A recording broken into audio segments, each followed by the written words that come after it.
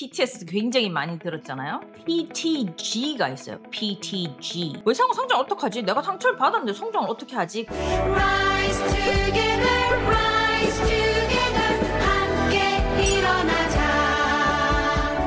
오늘은 너무 중요한 이야기고 제가 할 말이 너무 많아가지고 정리하는데 힘들었어요. 한 가지 제 주의점 드릴 거는 저도 정신과 의사고 자기가 이렇게 해서 극복이 안 되는 도움이 필요한 상황이죠. 이제 정말 우울증이 심하시다거나 상처 PTSD 외상 후 스트레스 장애가 심하신 분 치료를 받아야 돼요. 회복 탄력성이라는 게 있잖아. 이렇게 고무줄이 늘어나다가 진짜 늘어나서 다시 갈 수 없는 때가 자기 혼자 돌아갈 수 없을 때가 있어요. 그때 이제 정신과 의사나 상담사나 전문가에게 꼭 가시면 좋아요. 외상 후 스트레스 장애는 많이 들어봤습니다. PTSD, Post Traumatic Stress Disorder. 트라우마가 있고 나서 스트레스 반응이 너무 과하게 나오는 거. 그게 PTSD예요. PTSD 굉장히 많이 들었잖아요. PTG가 있어요. PTG, Post Traumatic Growth. 외상 후 성장은 뭐야?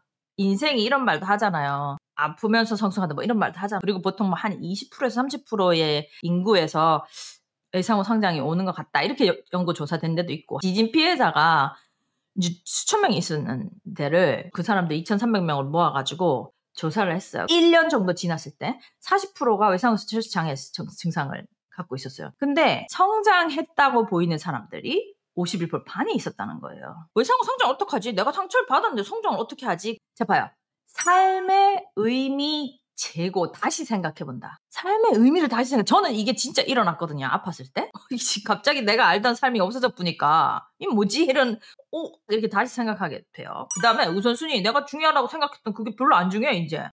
친구들 생일 파티 가는 거 지금 그건 별로 안 중요해. 친한 친구 아닌 막 사람 많이 막 사귀던 거. 그 관계 가지치가 저절로 돼. 그냥 옆에 이렇게 둥 떠있던 사람은 다 떠나가게 되더라고. 그리고 내 혼자만의 struggle이죠. struggle. 씨름을 하는 거예요. 씨름은 이 상황 가지고 전체적인 정신적 선장이 있을 수가 있어요. 그리고 이거 되게 웃긴데 자기 효용감 있죠. 진짜 저 이런 거 있었거든요. 전 장애 같은 거 있다가 한번 이제 어떻게 돼서 이렇게 나왔잖아요. 그러면 이런 마음이 생겨요. 내가 그것도 어떻게 나왔는데 뭐 세상에 못 핸들할 일이 뭐 있겠나. 약간 이런 생각이 생겨요. 진짜. 이건 제가 지어낸 말이 아니고 연구에 나오는 것들입니다. 그래서 아주 어려운 struggle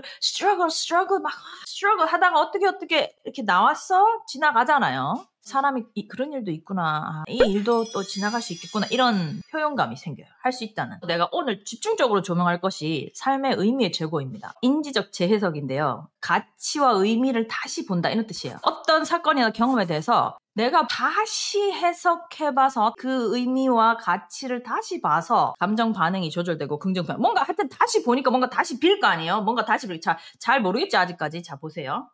오늘 빅터 프랑클 얘기를 할 건데 죽음의 수용소에서 그게 이제 영어로는 Man's Search for Meaning. 그 의미를 찾는 과정. 빅터 프랑클이 정신과 의사인데 나치 수용소에 잡혀가는 거야. 그때 의미치료라는 거를 수용소 안에 들어가서 정립이 돼요. 이게 이 사람의 의미치료의 가장 유명한 예예요. 할머니 할아버지가 노년까지 너무너무 사랑하면서 살았어. 근데 갑자기 할머니가 돌아가셨어. 할아버지가 와서 빅터 프랑클 앞에 앉아서 얘기하는 거야. 나 죽고 싶어요. 나는 삶에 의미가 없어. 의미가 없어요. 난 너무 고통스럽고 슬프고 와이프 없으면 안 되고 나는 그냥 와이프한테 가고 싶어. 그렇게 말을 하는 거예요. 자기가 그 할아버지라고 빅터 프랑클 의사 앞에 앉아있다고 상상해보세요. 빅터 프랑클이 이렇게 묻습니다. 어르신, 아내분이 먼저 안 돌아가시고 할머니가 먼저 안 돌아가시고 할아버지가 먼저 돌아가셨으면 어땠을 것 같아요? 할머니가 어땠을 것 같아요? 생각해보세요, 여러분. 다른 각도로 좀 보려고 노력하는 거죠. 그러니까 할머니가 어땠을까? 할아버지가 이렇게 얘기하는 거예요. 그 할머니가 막 울고 있고 막 가슴이 막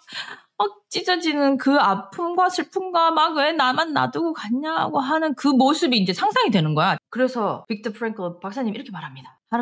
지금 할아버지가 이렇게 힘들지만 살아 계시는 거는 할머니의 고통을 덜어주고 그 아픔을 할아버지가 대신 그 아픔을 져주는 거예요. 그렇게 말합니다. 그러니까 할아버지가 내 그 사랑하고 아끼는 그 우리 와이프가 어휴 이렇게 고생할 뻔했네. 어휴 그래.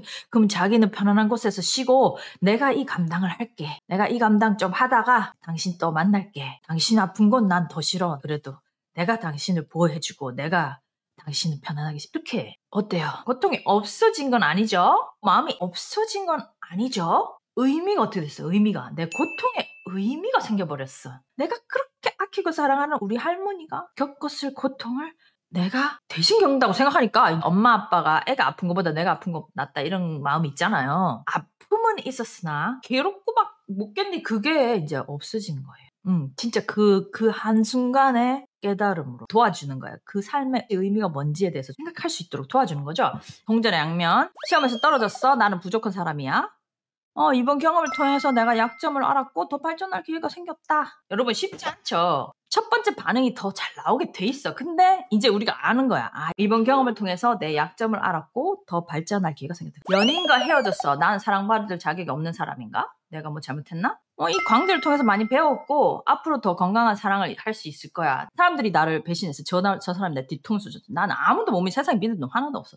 그렇게 될 수 있죠. 근데 세상에 저런 사람도 있지만 내가 이 경험 덕분에 조금 더 이제 앞으로 이제 정신 차려고 진짜 앞으로 열심히 살아봐야겠다.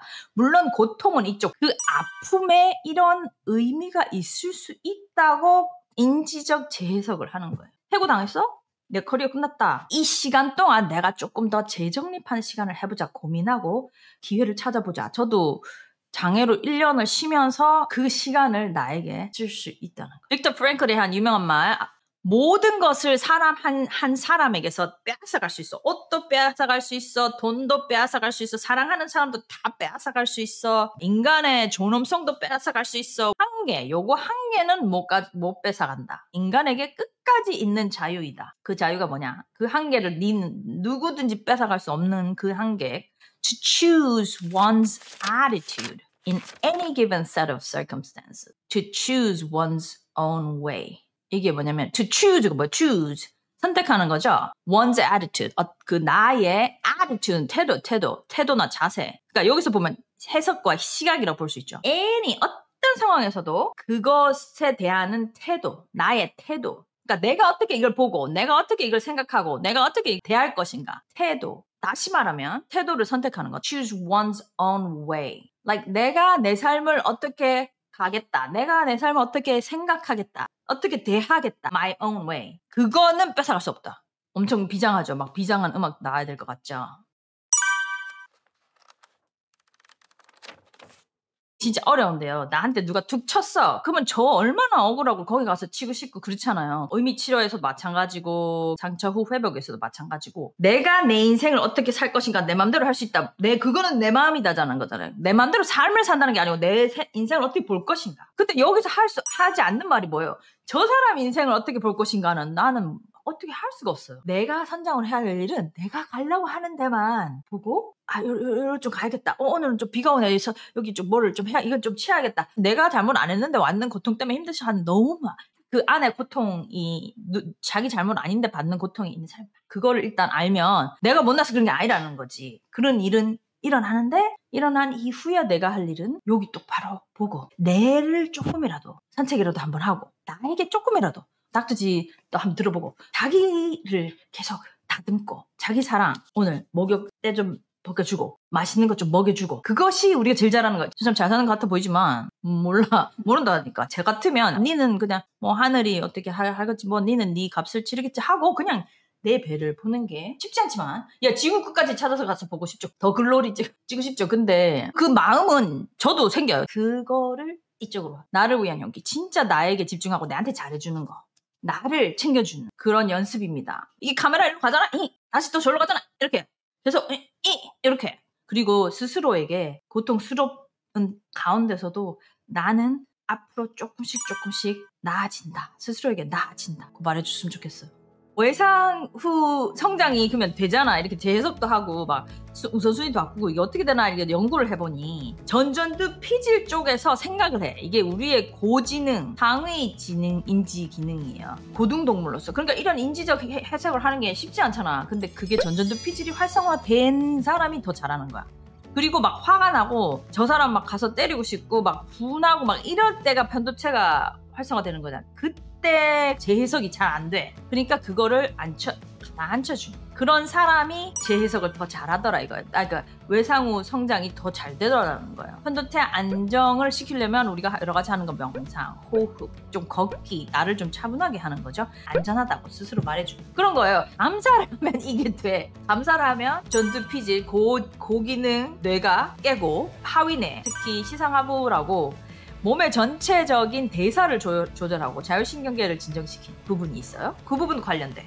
그러면 몸이 전체적으로 편해지고 수면이 좋고 되는 거예요. 제가 오늘 강조하려는 건 이 부분입니다. 왜 물을 감사로 부어야 되느냐? 감사를 부어야지 그 외상 후 그로스가 되는 뇌들을 다 뇌 상태를 만들어줄 수가 있어요. 세로토닌, 도파민 올라가고 옥시토신도 올라가고 그리고 왜 되냐? 행복하고 안정감, 동기부여도 되고 행동 유발도 되고 관계가 좋아져. 얼마나 좋아? 이 감사를 강조하는 이유가 있어요. 코어마인드 책에 보면 307쪽에 이렇게 감사요법 그림도 나오고 행복감, 수면이 좋아, 행복과 긍정정서, 만족도 증가, 수면이 좋아져, 스트레스 떨어져, 관계 좋아져, 심혈관계 지표가 좋아져. 왜냐면 감사를 이렇게 낮춰줘. 부교감 신경 착 올리고 교감 신경 착 낮춰주고.